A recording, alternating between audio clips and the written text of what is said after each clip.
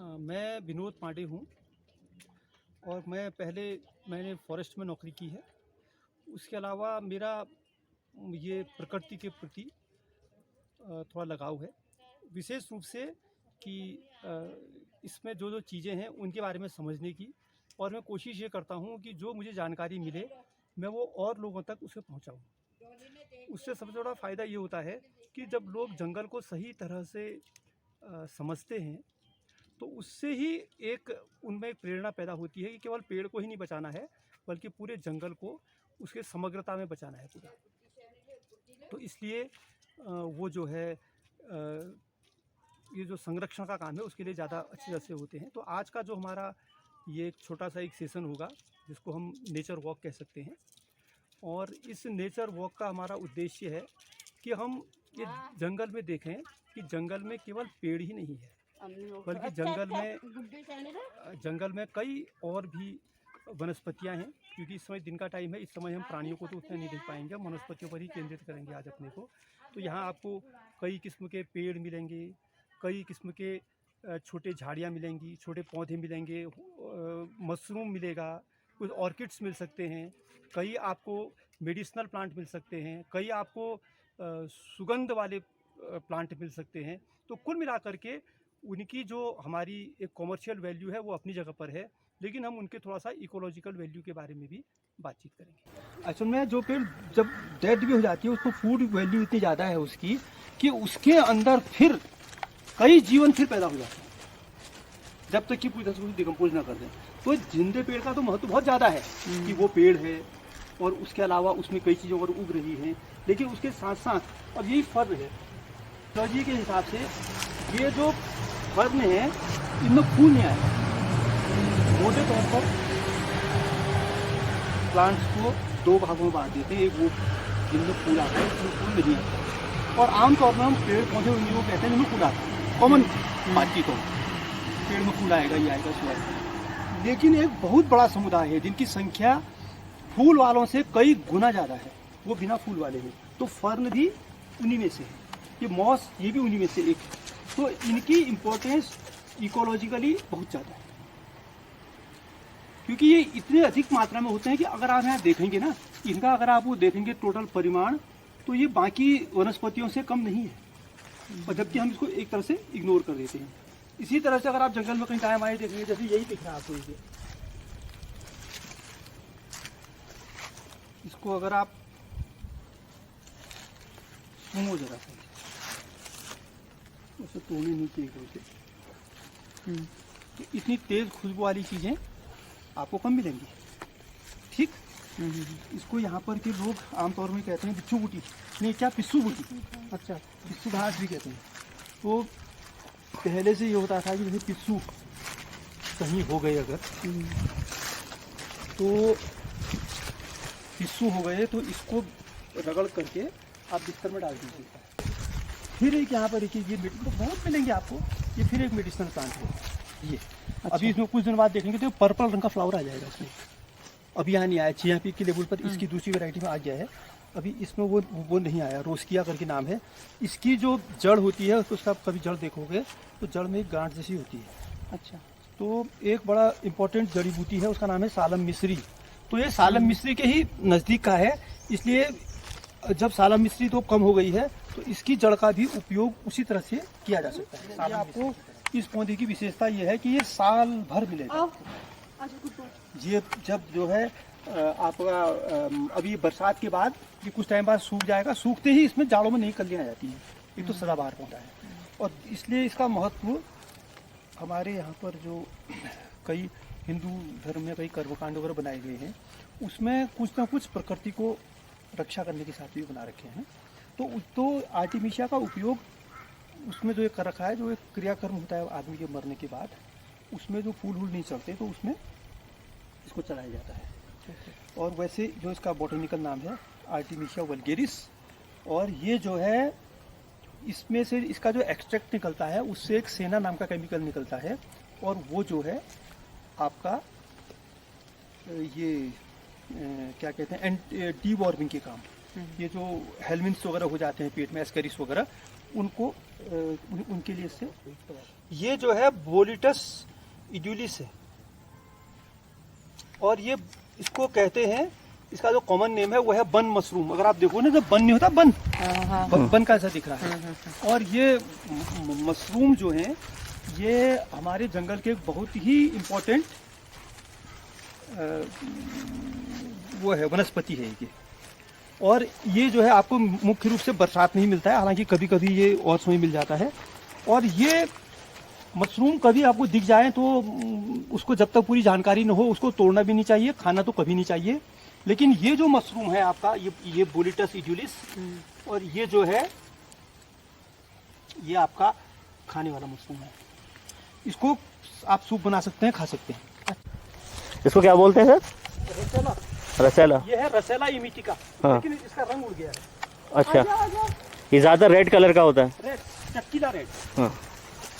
ये बांस का एसोसिएट है, मतलब बांस का जहाँ जंगल होगा वहाँ ये भी जरूर मिलेगा आपको। और ये इसका जो, अगर आप इसको देखेंगे ना, ऐसे मोड़ेंगे टूटेगा नहीं, ऐसे टूटेगा नहीं, ये बहुत ज्यादा लचीला है ये। तो उसके पीछे इसके कारण क्या है कि इसकी जो छाल है, छाल जो है वो छाल बहुत ज्यादा रेशेदार है, बहुत मजबूत रेशे हैं। तो इसका उपयोग होता है करेंसी के नोट बनाने में।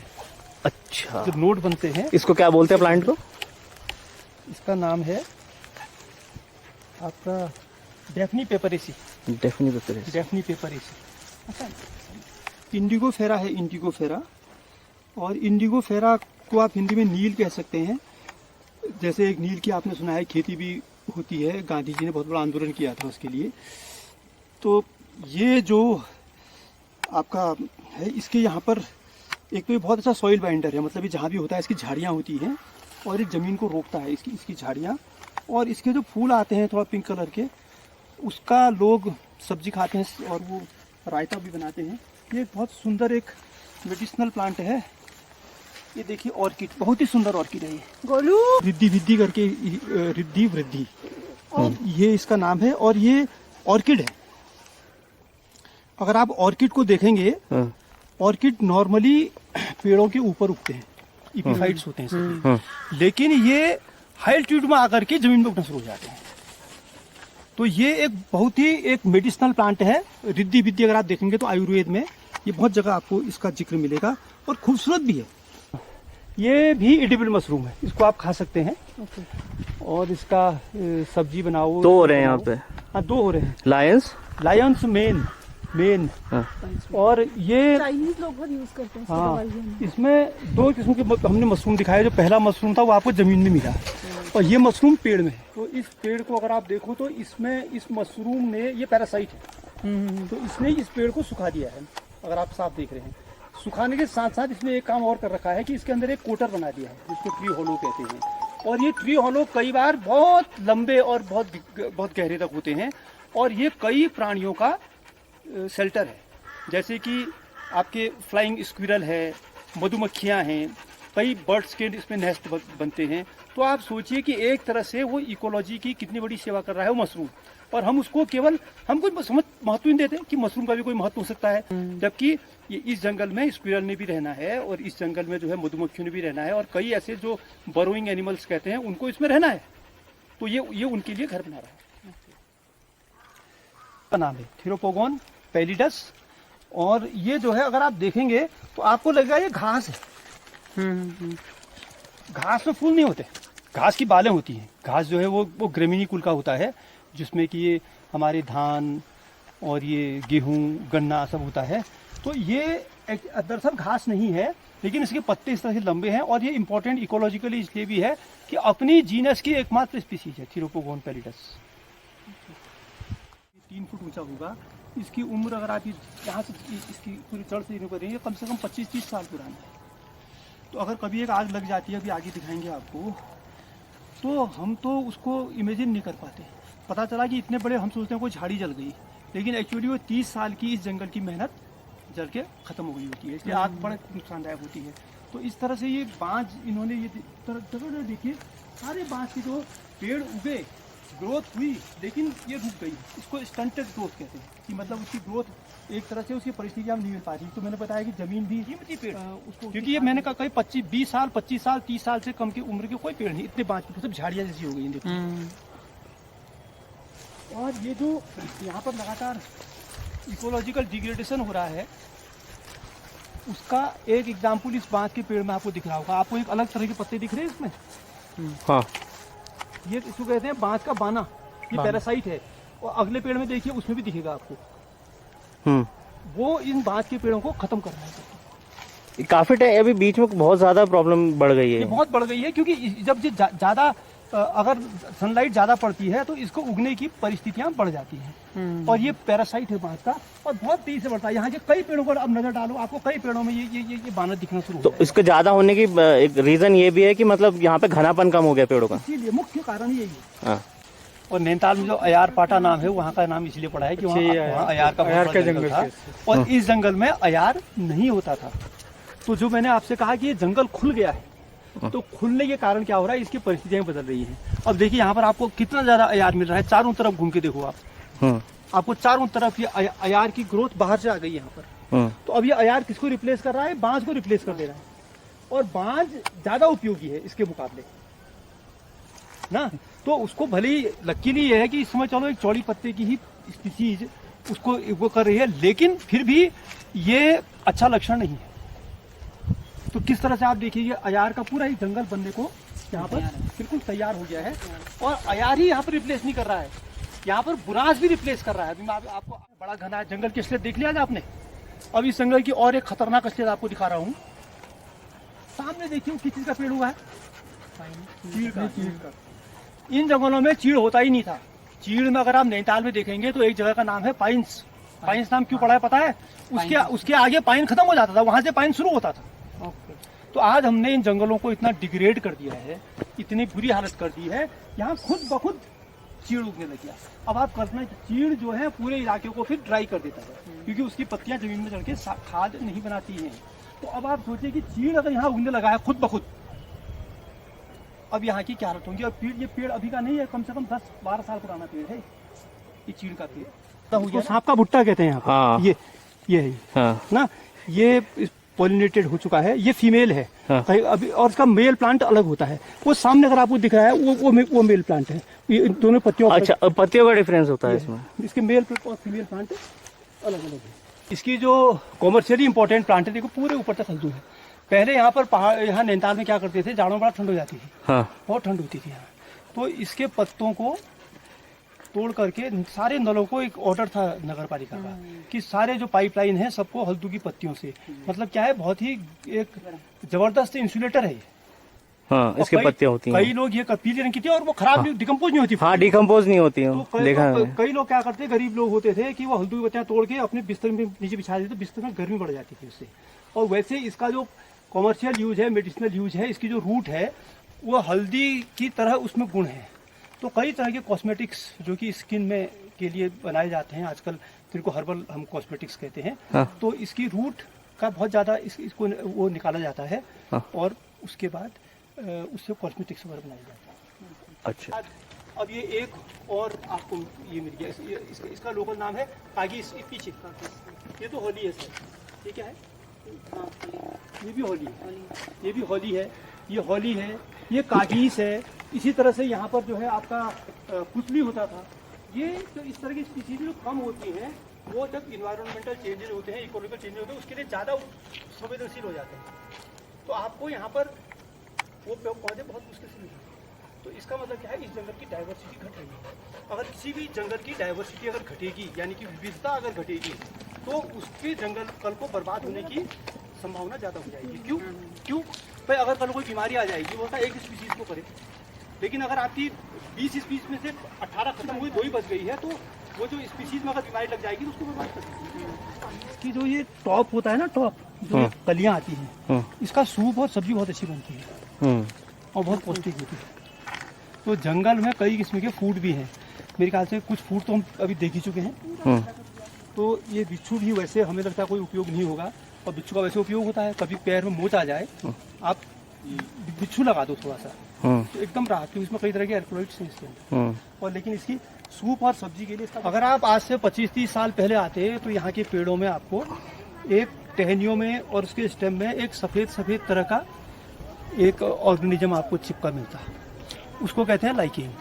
लाइकेन एक्चुअली एल्गी और फंजाई दोनों का एक कॉम्बिनेशन है, उन दोनों का एक सिम्बियोटिक रिलेशनशिप है। और वो दरअसल जो ये गाड़ियों का प्रदूषण होता है, ऑटोमोबाइल पोल्यूशन, उसके लिए बहुत ही सेंसिटिव है लाइकेन जो है। तो कई जगह पर उसको ये कहते हैं कि बायो इंडिकेटर ऑफ पॉल्यूशन, यानी कि पॉल्यूशन को नापने के लिए जो बायोलॉजिकल इंडिकेटर है उसके रूप में भी लाइकेन को यूज़ किया जाता है। तो यहाँ का सारा लाइकेन समाप्त हो गया है। इसका मतलब है कि यहाँ के अगर आप किसी भी पेड़ में देखेंगे, टहनी देखेंगे, तो आपको लाइकेन 0 है बिल्कुल। तो इसका मतलब है कि यहाँ पर भले ही आप लाख कहते रहे कि नैनीताल पॉल्यूशन फ्री है और ये है, लेकिन यहाँ पर ऑटोमोबाइल पॉल्यूशन बहुत ज़्यादा है, और जिसके खातिर ये सब खत्म हो गया है। मैं तो कई लोगों से रिक्वेस्ट की है कि भाई कभी यहाँ पर लाइकेन की मैपिंग करवाइए और उसके आधार पर बताइए यहाँ पर कितना पॉल्यूशन है।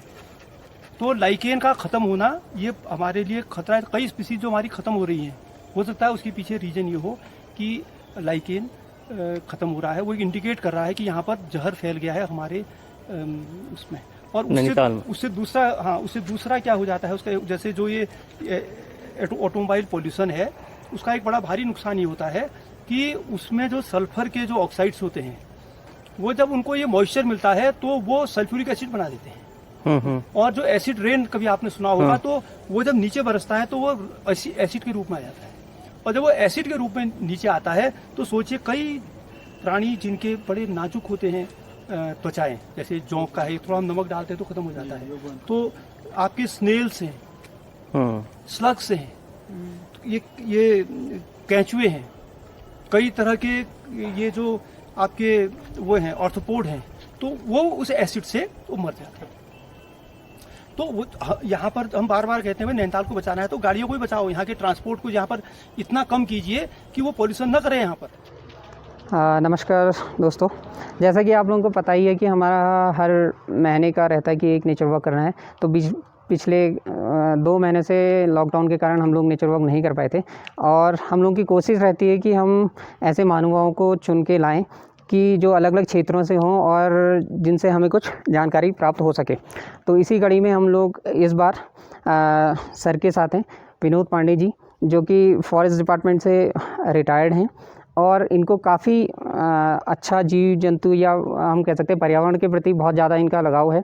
और इनसे हमने आज काफ़ी अच्छी ऐसी जानकारियाँ ली हैं जो शायद हमने पहले देखी तो थी, लेकिन हमें पता नहीं था कि इनका इतना भी यूज़ हो सकता है। तो इस तरीके की काफ़ी जानकारियाँ सर ने यहाँ पे हमें दी हैं, और आशा करते हैं कि सर आगे भी हमारे साथ ऐसे ही कनेक्ट रहेंगे कि जिससे शायद कुछ लोग जागरूक हो सके, अपने वनों के प्रति कुछ लोग आगे बढ़ सकें। तो हमारी कोशिश सर से यही प्रार्थना है कि सर हमारे साथ ऐसे ही आगे हमारे साथ जुड़ेंगे।